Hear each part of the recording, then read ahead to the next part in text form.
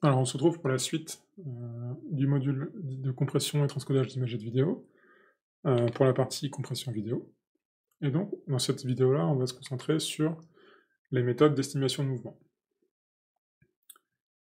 Alors dans cette partie-là, on va avoir, quelques définitions, puis on va, décrire brièvement, les principales techniques d'estimation de mouvement et dans la vidéo suivante, on va, vraiment se concentrer sur la méthode d'estimation de mouvement appelée plug matching, qui est la plus utilisée dans la compression vidéo.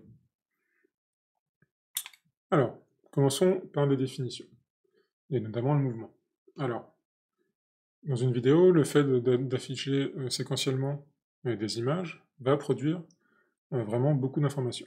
Et la majorité de cette information-là va être contenue dans le mouvement, puisque le mouvement va nous permettre d'identifier des objets dans les images, et également, les caractéristiques de l'image vont être cohérentes et stables le long des trajectoires de mouvement. Alors, tout cela va nous permettre d'introduire une nouvelle notion qui va être l'estimation de mouvement, qui va être la mesure du mouvement entre deux images successives. Alors, comment on fait ça? Si on regarde le schéma que je vous ai mis sur cette diapo, eh ben, on a une image courante T pour laquelle on veut estimer le mouvement, par rapport à une image de référence à l'instant t moins grand T. Alors comment on fait ça? On va tout simplement prendre ce que l'on recherche dans l'image courante, on va le projeter sur l'image de référence, et on va rechercher quelque chose de ressemblant dans cette image de référence. Une fois qu'on a trouvé ce qui ressemble le plus, on obtient un vecteur de mouvement qui va nous permettre de représenter le mouvement, d'estimer le mouvement. Alors, cette estimation de mouvement, elle peut être faite à différents niveaux. Alors, soit on le fait pour chaque pixel de l'image courante, soit on le fait pour chaque bloc, ou, comme là, sur l'exemple qui vous est montré, pour chaque objet. Voilà, pour l'estimation de mouvement. Avant de continuer, on va introduire deux notions différentes, qui sont le mouvement réel et le mouvement apparent. Alors, qu'est-ce que c'est? Le mouvement réel, qu'on va ici appeler le champ de mouvement 2D, et la projection du mouvement physique dans le monde réel 3D dans le plan de l'image, donc en 2D. Et le mouvement apparent, lui, va plutôt se concentrer sur observer les changements de pattern de luminance dans l'image. Alors ça paraît un peu abstrait, mais on va essayer de voir plus précisément la chose. Alors, donc le mouvement réel et le mouvement apparent, c'est souvent la même chose. Donc quasiment tout le temps, ça va représenter la même chose. Mais c'est pas toujours le cas. Si on prend par exemple une sphère uniforme qui va tourner sur elle-même dans un espace avec une illumination qui va être uniforme et constante, eh ben, on va avoir d'un côté un mouvement réel qui va être non nul, puisque la sphère tourne sur elle-même, mais un mouvement apparent qui, lui, va être nul, puisque visuellement, l'illumination étant constante et la sphère étant uniforme, on ne va pas observer de changement de luminance. Si on prend notre exemple, typiquement, si on prend une surface réfléchissante qui va refléter une source lumineuse qui va bouger, eh ben, on va avoir ce reflet-là qui va visuellement et de manière apparente bouger, mais qui ne va pas correspondre physiquement dans le monde réel à un mouvement. Donc on a un optical flow non nul pour un champ de mouvement 2D qui va être, lui, nul. Donc dans certains cas précis, le mouvement apparent et le mouvement réel ne vont pas coïncider. Mais dans la plupart des cas, c'est la même chose. Du coup, dans ce cours-là, nous, on va plutôt se concentrer sur la compression vidéo, et donc l'estimation de mouvement dans le cadre de la compression vidéo, qui correspond à rechercher le déplacement de pixels entre deux images différentes. Les pixels étant représentés par leur intensité lumineuse, on va plutôt rechercher le mouvement apparent. Mais dans la suite du cours, on va utiliser de manière interchangeable les termes optical flow et champ de mouvement 2D, puisque c'est la même chose dans la plupart des cas. Voilà, et maintenant qu'on a établi ça, on va voir la dernière définition, qui est la compensation en mouvement. Alors j'ai déjà commencé à l'introduire dans l'introduction du cours dans la vidéo précédente, dans les termes de prédiction. Donc la compensation de mouvement, c'est le fait d'utiliser l'estimation de mouvement pour effectuer une prédiction temporelle de manière efficace.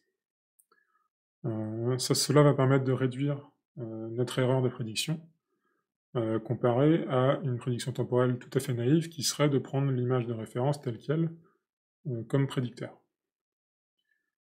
Et donc cet outil de codage, donc la compensation de mouvement, est utilisé quasi systématiquement dans tous les algorithmes de compression vidéo depuis qu'ils existent. Si on regarde les images que je vous ai mis sur la slide, donc on a au milieu l'image à prédire. En bas à gauche, on va avoir l'erreur de prédiction si on prend l'image précédente comme prédicteur. Donc on va voir qu'il y a beaucoup d'erreurs avec cette prédiction. Au contraire, si on regarde l'image en bas à droite, on va avoir l'erreur de prédiction en faisant de la compensation en mouvement. Donc après une phase d'estimation de mouvement de chaque partie de l'image. Et donc ce qu'on voit, c'est que l'erreur est beaucoup plus faible, et donc du coup elle va coûter moins cher à encoder. Donc c'est là tout l'intérêt de l'estimation de mouvement et de la compensation en mouvement dans le cadre de la compression vidéo. Voilà, donc on a vu l'intérêt, mais comment on calcule cette estimation de mouvement? Eh bien, on a plusieurs techniques qui sont disponibles, et c'est ce qu'on va voir dans cette deuxième partie. Alors, donc il y a différentes techniques qui existent. Là, dans ce cours-là, je vous en présentais brièvement 3, et on va ensuite se concentrer sur une seule. Donc, premièrement, on a les méthodes variationnelles qui vont calculer un optical flow qui va être très dense, donc avec une estimation de mouvement qui est faite pour chaque pixel de l'image.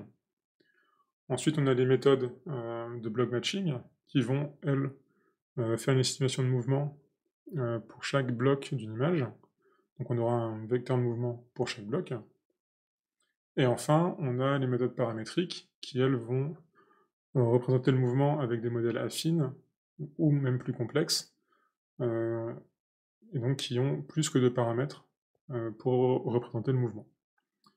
Donc cette estimation de mouvement dans les méthodes paramétriques, elle est faite soit de manière globale sur toute l'image, ou localement sur des petites parties de l'image.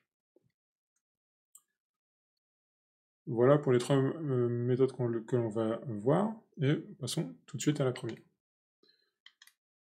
Alors, l'optical flow, enfin les méthodes variationnelles, et principalement l'optical flow dans son ensemble.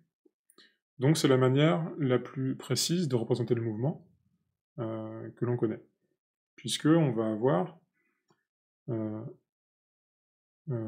champ de vecteur de mouvement qui va être très dense, avec un vecteur de mouvement par pixel. Alors comment on calcule ce champ de vecteur de mouvement? Eh bien, tout d'abord, il faut modéliser la notion de mouvement. Et dans le cas de l'optical flow, eh ben, si on se rappelle de la définition du mouvement apparent, on sait qu'on va utiliser la valeur de luminance de chaque pixel, et notamment leur variation au cours du temps, pour trouver le mouvement. Donc c'est l'objet de l'équation 1, où on représente la luminance d'un pixel à une position xy dans une image à l'instant t plus grand T, qui va être égal à la luminance d'un pixel à la position x, y déplacée d'un vecteur delta x, delta y dans l'image à l'instant t. Donc on a une modélisation du mouvement en fonction de la luminance d'un pixel qui varie au cours du temps. À partir de là, on peut déduire l'équation de l'optical flow. Alors avant ça, j'ai oublié de vous dire que cette équation 1, il y a 2 hypothèses qui sont faites. L'une, c'est que on est sous l'hypothèse d'avoir une illumination constante dans l'espace, ce qui veut dire que la luminance ne va pas changer le long des trajectoires de mouvement.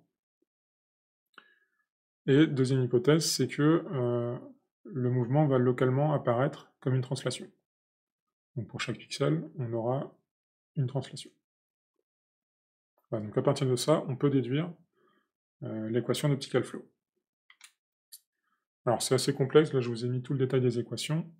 Ce qu'il faut savoir, c'est qu'on commence par faire une expansion en série Taylor du premier ordre sur notre équation, sur notre modélisation du mouvement, à partir de la variation d'éliminance des pixels. Voilà, ce qui nous permet de représenter la luminance d'un pixel à une position xy dans l'image à l'instant t plus t, en fonction de notre pixel à la même position xy à l'instant t, plus une combinaison linéaire de nos dérivées partielles multipliées par notre déplacement sur chaque composante. On peut réécrire cette équation et obtenir l'équation 3, voilà, tout simplement en divisant par notre intervalle grand T entre deux images. Et à partir de là, on peut définir vraiment l'optical flow, et on peut l'introduire dans l'équation.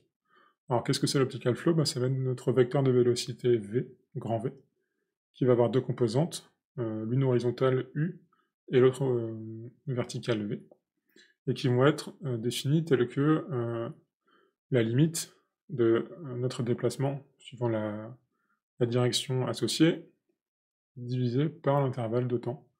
Et on prend la limite quand cet intervalle de temps tend vers 0. Donc si on introduit ça dans l'équation 3 et qu'on prend la même limite, on obtient l'équation de l'optical flow, qui va être une combinaison linéaire, alors entre d'un côté nos composantes d'optical flow multipliées à la dérivée partielle de la direction correspondante, ce qui va représenter en fait le gradient spatial de l'image dans cette direction-là. Donc on a nos deux termes, plus la dérivée partielle de la composante temporelle. Et tout cela va être égal à 0. Donc c'est cette équation-là qui va représenter notre optical flow. Alors vous allez me dire, on a une seule équation et on a deux inconnus, U et V. Donc pour la résoudre, il faut des contraintes supplémentaires. Une solution possible, c'est au lieu de la mettre à 0, ce terme de le mettre à 0, on va plutôt le minimiser avec des contraintes qui vont bien. Et donc ça a été fait avec des méthodes qui ont été proposées il y a de ça quelques années. Je vous ai mis les références ici, alors je ne vais pas détailler parce que ça reste assez complexe et c'est pas l'objectif du cours. Donc voilà, si vous êtes intéressé, vous pouvez aller voir. Mais voilà, ce qu'il faut savoir, c'est qu'on a plusieurs techniques de calcul et de résolution de cette équation d'optical flow qui existent, et depuis elles ont été améliorées. Mais voilà, ces deux algorithmes sont la base et restent toujours utilisés. De manière plus récente, dans la recherche de calcul d'optical flow, on est plutôt sur des techniques basées deep learning qui vont permettre de calculer vraiment des optical flows très précis avec des contours très nets, ce qui est assez intéressant à l'heure actuelle. Voilà, donc encore une fois, je vous ai mis les références si cela vous intéresse. Alors, certes, l'optical flow, donc on a dit qu'il y avait pas mal d'avantages puisqu'on a la meilleure représentation possible du mouvement dans une image, avec un champ de vecteur de mouvement qui va être dense, avec un vecteur par pixel, mais il y a aussi quelques désavantages à cette technique. D'un côté, on a l'algorithme de calcul d'optical flow qui va être basé sur des hypothèses qui ne sont pas toujours vraies, notamment celle d'élimination constante, qui est en pratique assez souvent erronée.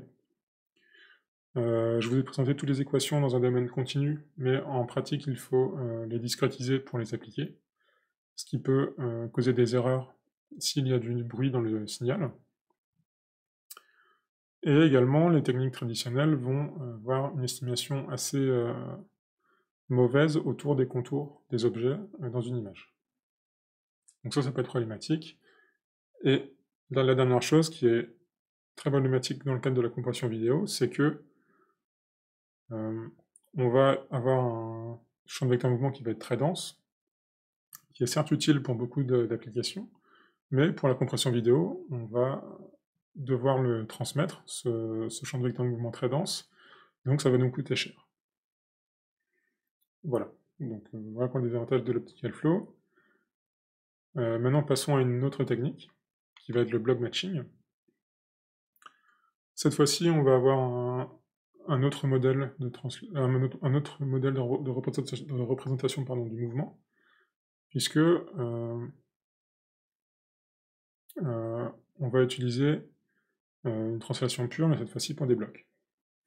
Donc on a toujours des vecteurs de mouvement 2D, qui sont très simples à représenter et très efficaces. Et donc la particularité du block matching, c'est que le support du vecteur de mouvement, c'est non plus un pixel, mais un bloc de pixels.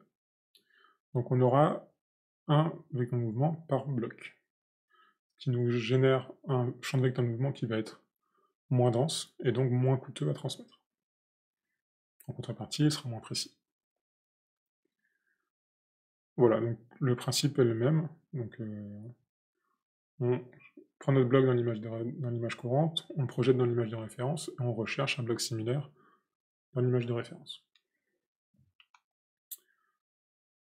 Tout cela va nous donner une estimation de mouvement qui va être assez précise, avec moins d'informations à transmettre, et ce qui va faire du block matching un algorithme très populaire dans tout ce qui est compression vidéo, pour optimiser le compromis entre la précision de l'estimation de mouvement et le coût de transmission de l'information de mouvement. Voilà, alors voyons maintenant comment trouver le bloc optimal dans l'image de référence. Alors tout d'abord, un peu de notation pour essayer de clarifier un peu les choses. Donc on appelle I de t l'image de résolution W par H à l'instant t, et on appelle B avec un indice MNT qui définit la matrice de pixels contenue dans le bloc de taille n par m qui débute à la position mn dans l'image IT. Alors c'est un peu complexe comme ça de le dire à l'oral, mais avec l'image, avec le schéma, vous allez vite comprendre.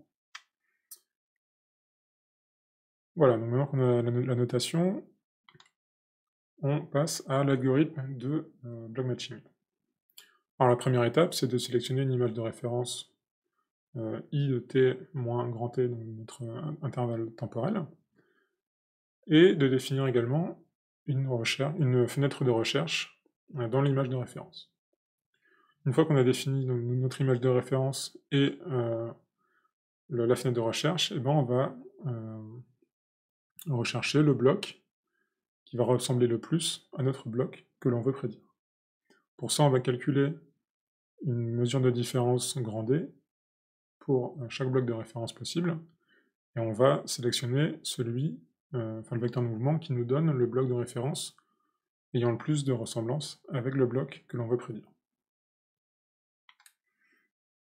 En pratique, il existe beaucoup d'algorithmes d'estimation de mouvement avec block matching, et la différence qu'il y a entre ces algorithmes, c'est notamment la taille de la fenêtre de recherche et la manière, surtout, de parcourir cette fenêtre de recherche. Il y a des manières optimales de la parcourir pour limiter le nombre de calculs à faire.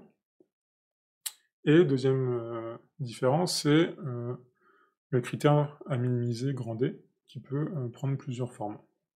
Enfin, donc tout cela sera détaillé dans la section 1.3, donc dans la prochaine vidéo. Voilà, alors, certes, on avait dit que le block matching c'était vraiment très intéressant pour la compression vidéo, mais il y a quand même quelques désavantages.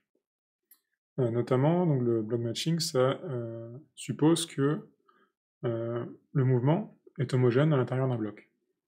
ce qui, intuitivement, n'est pas forcément vrai si le bloc contient un contour d'un objet. Donc typiquement, le bloc contient 2 objets différents, qui peuvent chacun avoir un mouvement différent. Donc le fait d'avoir le même mouvement associé à ces 2 objets peut générer des erreurs. Pour pallier à ça, on a 2 solutions possibles. Alors soit on fait des blocs plus petits, donc ce qui va réduire la probabilité d'avoir un contour dans un bloc. Donc on va avoir une précision qui va être accrue, mais le coût de transmission du champ de vecteurs de mouvement va être du coup plus grand, puisqu'on aura plus de vecteurs de mouvement à transmettre. Deuxième solution, c'est d'avoir une taille de bloc qui va être variable, et qui va notamment s'adapter au contour de l'image. Donc là, on aura vraiment un très bon gain en efficacité de codage, avec une estimation de mouvement beaucoup plus précise. Par contre, on aura une complexité d'encodage qui va être vraiment accrue, puisque on va devoir rechercher la bonne taille pour chaque bloc. Malgré cela, c'est une solution qui est vraiment dans quasiment tous les codecs vidéo modernes, depuis H264, pardon. Deuxième désavantage du block matching, c'est que notre modélisation du mouvement est basée sur des translations pures, et donc du coup on ne peut pas représenter des mouvements complexes tels que des rotations, des zooms, etc. Ce qui fait que notre bloc, typiquement si l'objet du bloc a effectué une rotation, on ne va pas pouvoir le capturer dans notre estimation de mouvement basée translation. Il y a des méthodes qui existent, notamment à base de modèles affines, avec plus de paramètres pour représenter le mouvement, qui vont permettre de représenter des mouvements complexes. En contrepartie de cette estimation de mouvement plus intéressante, on va avoir un coût de transmission qui va être plus grand, puisqu'on aura plus de paramètres pour notre modèle. Et en plus de ça, l'estimation des paramètres affines est en général moins robuste que celle des paramètres dans un modèle de translation. Voilà, donc voilà pour le block matching dans cette partie-là, on va y revenir vraiment en détail dans la vidéo suivante. Voyons avant les modèles affines, justement, qui permettent de représenter des mouvements plus complexes. Alors le modèle affine, c'est une projection du mouvement 3D sur l'image du plan, sur le plan de l'image, pardon. Et pour cela, on représente un déplacement D d'un pixel à une position P, X, Y, avec 6 paramètres différents. Donc on aura 2 paramètres qui seront des constantes, indépendantes de la position du mouvement, et une matrice de rotation qui va être multipliée aux coordonnées du pixel que l'on veut trouver dans l'image de référence. Donc cette matrice de rotation, c'est celle-là qui va permettre de représenter des mouvements plus complexes. Alors, si on regarde en détail, le fait de mettre à 0 cette matrice de rotation, on retombe dans le cas de la translation pure, et donc du coup du block matching classique. Si on prend une matrice de rotation non nulle, c'est là qu'on va pouvoir avoir des mouvements complexes. Je vous ai mis quelques exemples de mouvements et de matrices associées, voilà, avec de la rotation, un zoom et un dézoom. Voilà pour la modélisation de notre mouvement avec un modèle affine. Maintenant, comment calculer ces paramètres du modèle affine? Tout d'abord, il faut comprendre qu'un modèle affine va s'appliquer uniquement à une région de support qu'on va appeler R, pour lequel ces paramètres ont été calculés. Si on prend le cas spécial où la région de support est l'image entière, on se retrouve dans un type d'estimation de mouvement appelé estimation de mouvement globale, qui est utilisé en traitement d'image pour trouver et estimer le mouvement de caméra d'une vidéo, puisque dans ce cas-là, c'est toute l'image entière qui bouge. Et dans les derniers, et notamment dans le dernier codec vidéo VVC, le mouvement affine est utilisé à un niveau bloc pour représenter des mouvements complexes. Donc c'est aussi possible de faire du mouvement affine en block matching. Alors, maintenant, voyons comment calculer ces paramètres. Alors, on a deux approches différentes. D'un côté, on aura l'approche directe, qui va utiliser directement les paramètres du modèle affine, qu'ici on appelle pi, donc qui va de pi 0 à pi 6, et on va directement l'introduire dans l'estimation de mouvement. Si on prend typiquement l'optical flow, on va introduire ces paramètres pi dans l'équation de l'optical flow. Et on va utiliser cette équation-là pour trouver le set de paramètres pi qui génère le moins d'erreurs, enfin, qui est le plus représentatif du mouvement. Pardon. Et donc ça se résout avec les mêmes méthodes que l'optical flow que je vous avais présenté un petit peu avant. La deuxième approche, c'est une approche indirecte qui va estimer notre set de paramètres pi à partir d'un champ de mouvement dense qui a été calculé au préalable, pour chaque pixel de la région de support. Alors, c'est un peu complexe encore comme notation, mais on va utiliser une méthode des moindres carrés pour trouver le set de paramètres pi optimal, à chaque fois faisant la différence entre notre champ de vecteur de mouvement dense que l'on a calculé et le mouvement trouvé avec notre set de paramètres pi testé actuellement. Et donc on va tester plein de sets de paramètres pi différents, et on va trouver celui qui est le plus optimal. On peut notamment utiliser des méthodes de descente de gradient pour résoudre ce type de problème. Dans tous les cas, la performance de l'approche indirecte va être grandement dépendante de la qualité du champ de vecteur de mouvement initial que vous avez calculé comme référence. Et donc si vous avez pris l'optical flow, il y a une grande chance que ça se passe bien, puisque vous avez un champ de mouvement très dense et assez précis. Par contre, si vous avez pris du block matching pour aller vite, il y a de grandes chances que vos modèles affines vont être assez imprécis.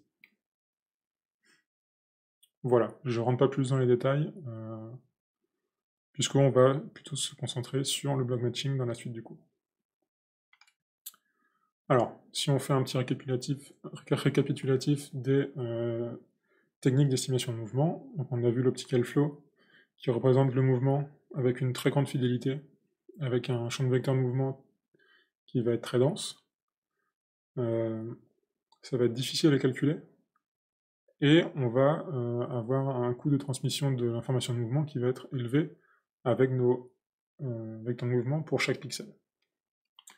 On a vu également le block matching, qui est un modèle simple basé sur la translation pure. Donc on va avoir un coût assez bas de transmission de l'information de mouvement, puisqu'on va se limiter à un vecteur par bloc.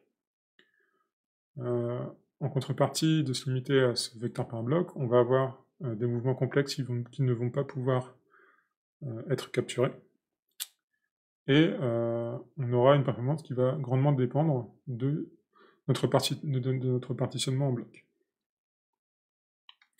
Enfin, on a évoqué les modèles affines, qui permettent de représenter des mouvements complexes avec assez peu de paramètres, ce qui va nous générer un coût de transmission d'information de mouvement qui va être assez faible, avec 6 paramètres par région de support. Donc si c'est une image entière, donc on aura 6 paramètres par image. Si c'est des blocs, on aura 6 paramètres par bloc. Et on a, en contrepartie, une estimation de mouvement qui va être assez complexe à calculer, et une efficacité qui va être limitée aux régions de support avec des mouvements homogènes. Voilà. Donc voilà pour les différentes techniques qu'il existe pour l'estimation de mouvement. Alors il y en a plein d'autres, mais je ne les ai pas abordées dans ce cours-là, parce que c'est celles-ci qui me paraissaient les plus intéressantes. Et puisque c'est un cours de compression vidéo, on va maintenant vraiment détailler la méthode de block matching dans la prochaine vidéo.